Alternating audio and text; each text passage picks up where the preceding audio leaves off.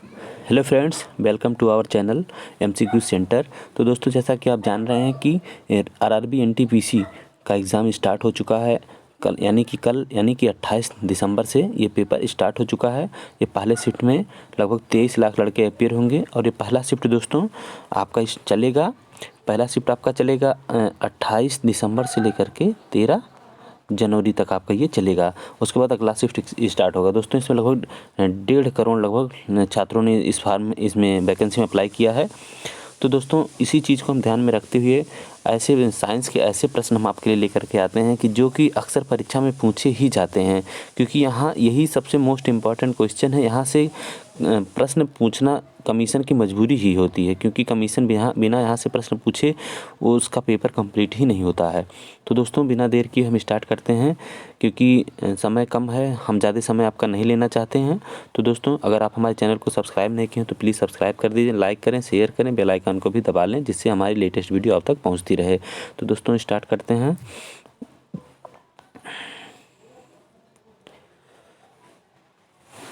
तो दोस्तों, ये है आपका हमारा जो पहला प्रश्न है दोस्तों, वो है कि प्रकाश की गति, ठीक है दोस्तों, प्रकाश की गति किसके बीच से जाते हुए न्यूनतम होगी? प्रकाश की गति किसके बीच से जाते हुए न्यूनतम होगी?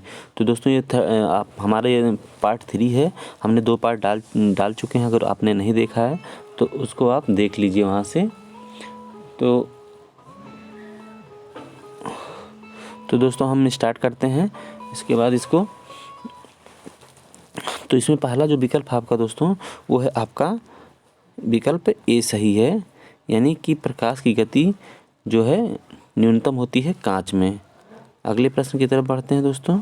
अगला प्रश्न है, प्रकाश तरंगों की वायु से कांच में जाने पर जो चर यानी वेरिएबल प्रभावित होते हैं वह हैं दोस्तों आपके जो कि कांच से जाने पर प्रकाश के ऐसे चर हैं जो प्रभावित होते हैं। वह हैं आपका जो विकल्प है इसमें दोस्तों डी वाला विकल्प आपका सही है, यानी तरंग दैर्ध्य और वेग। तो दोस्तों, अगले प्रश्न की तरफ बढ़ते हैं।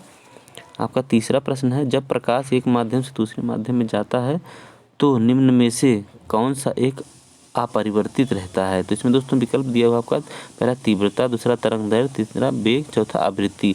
तो दोस्तों, इसके अगर पिछले प्रश्न को हम देखें तो इसमें दोस्तों जो प्रभावित होता है, इसमें दोस्तों हमने आपको बताया कि प्रभावित होता है तरंग दैर्ध्य और वेग।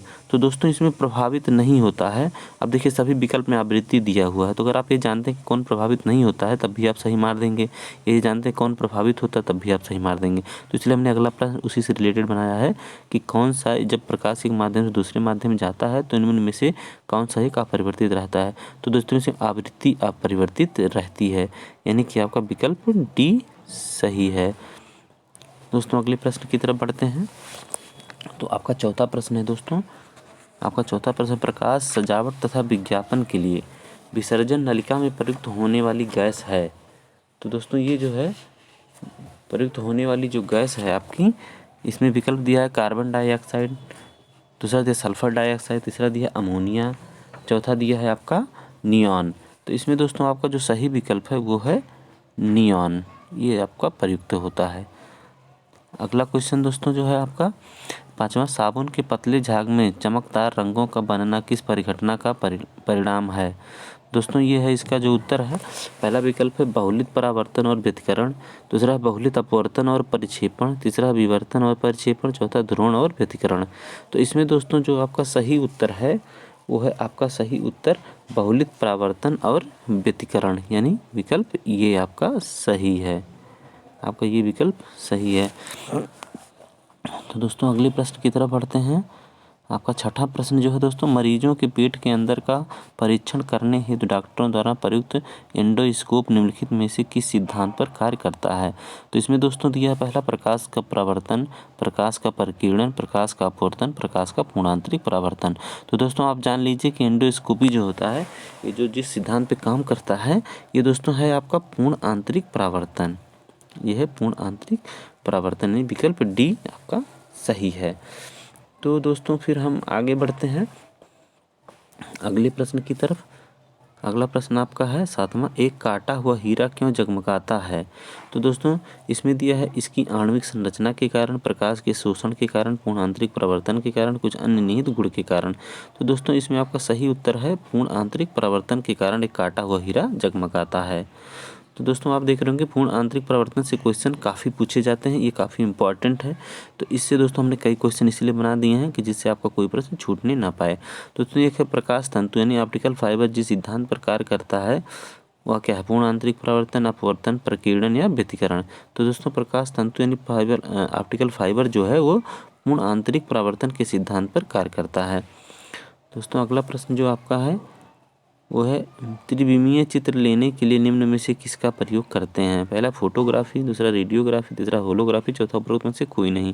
तो दोस्तों इसमें जो है हम इसको, ये सही है आपका होलोग्राफी, आपका ये विकल्प एकदम सही है।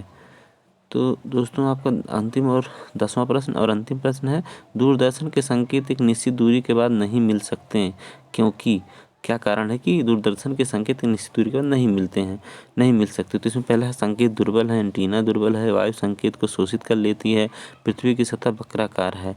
तो इसमें दोस्तों आपका सही जो उत्तर है पृथ्वी की सतह वक्राकार है, इस वजह से दूरदर्शन संकेत एक निश्चित दूरी के बाद नहीं मिल पाते हैं।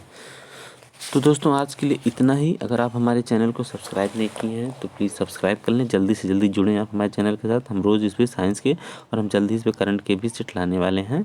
तो दोस्तों अगर नहीं किए हैं तो आप जल्द से जल्द इसको सब्सक्राइब करें, लाइक करें और शेयर करें, बेल आइकन को भी दबाना ना भूलें। तो दोस्तों आज के लिए बस इतना ही। नमस्कार, धन्यवाद।